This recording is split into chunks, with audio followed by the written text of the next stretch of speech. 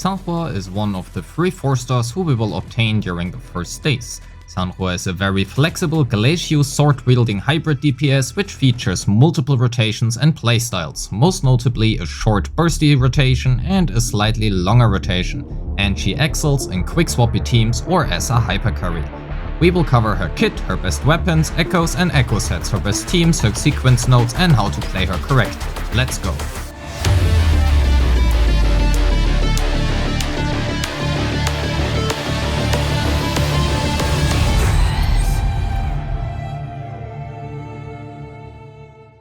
Sanhua's basic attacks are mostly used in her longer rotation and to trigger her sequence 1, but we will get back to that later. Her heavy attack plays heavily into her forte and will play an integral part of her kit, but we will also get to that in just a bit.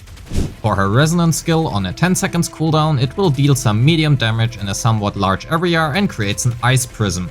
What exactly this ice prism does, we will get about in her forte circuit. Her resonance liberation is very similar to her skill, dealing large damage and creating a glacier. With a 16-second cooldown and an energy cost of 100, this is on the lower end and her playstyle will play around that. Her intro skill deals some minor damage, generates the usual 10 concerto energy and creates an ice thorn. Now we can finally talk about her minigame, the forte circuit. From her skill, ultimate and intro, we now can have up to different, well, let's call them summons for now. The Glacier, the Ice Thorns and the Ice Prism. Performing basic attack 5, intro skill, resonance skill or her resonance liberation, she will gain 1 or 2 stacks of clarity, up to a maximum of 2 stacks. These stacks expand her frostbite area, which are these highlighted bars in her fort gauge. When holding her basic attack, the cursor will move back and forth on her gauge bar.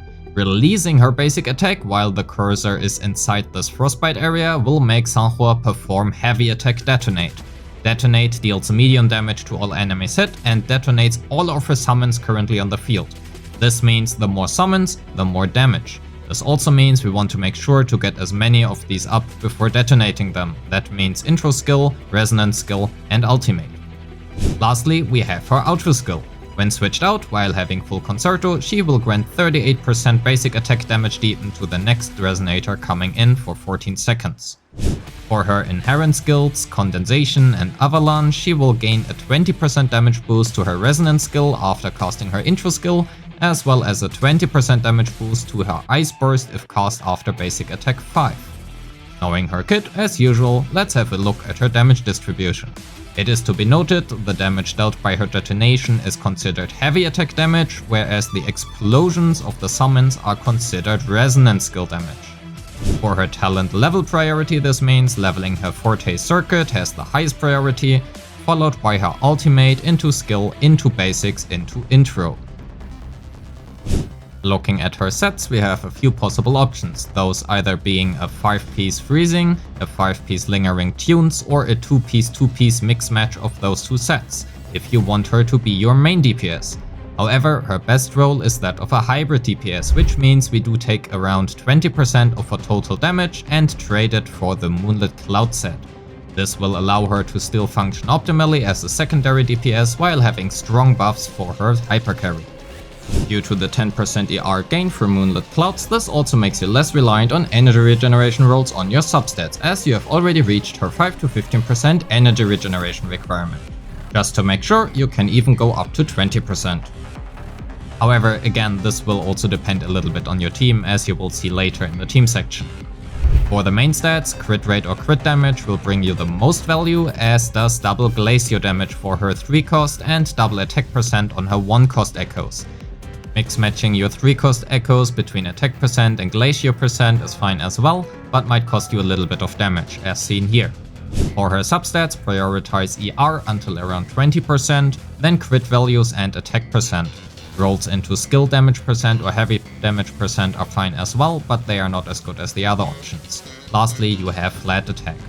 For her echo ability, Lumpy Lumen. The Myriad is her best choice when used as a Hypercarry, not only dealing some solid damage, but also granting you Glacio percent and skill damage bonus. If you play her with the Moonlit set as a hybrid, taking either the Bellborn or the Impermanence Heron is the way to go. Keep in mind, if you do take the Heron, you will need around 10% less energy regeneration than if you would take Bellborn, which is a good thing, and hence I personally recommend to take the Heron, as most likely your support will already run the Bellborn. For her best weapons, the 5-star Emerald of Genesis is her best, around 15% ahead of her next best option, which would be the R5 Commando of Conviction. Her best R1 alternative is again Commando of Conviction, with around 20% less damage than the 5-star counterpart. All of this together leaves her final endgame stat goals at what you see on screen right now.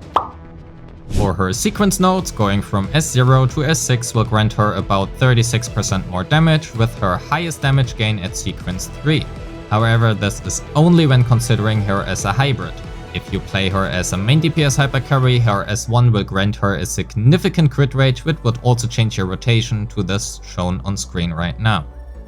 Her S6 is also very significant for both her role as a hybrid and as a Hypercarry, granting not only the entire team an overall 20% more attack, but also herself, raising her DPS by an additional 8.5%.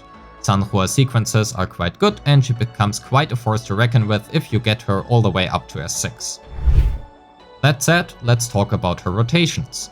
First up is her rotation as a hybrid, with a short field time of around 6.5 seconds, going intro into echo into ultimate and skill into heavy attack and detonate twice, and outro again is her best DPS rotation. If you play her as Hypercarry instead, going intro and echo into 5 times basic attack to get this crit rate, especially from her S1, into ultimate into skill and double heavy attack detonate will cost you around 9 seconds of field time and is her best Hypercarry rotation. If you feel like sweating a little bit more, you can also swap cancel her heavy attack detonate and use the time on another party member while she performs that attack. I highly recommend you to check out Ivan Toulouse's video on that, as this is a character guide and not a mechanics guide. The link to said video is in the description. Here are both rotations side by side. Take a screenshot now or join our Discord if you have any questions. You can find the Discord link as well as the link to the sheet in the description. That said, we will now have a look at what team Sanhua is best in. Her probably best team would be in an Encore team with Verena.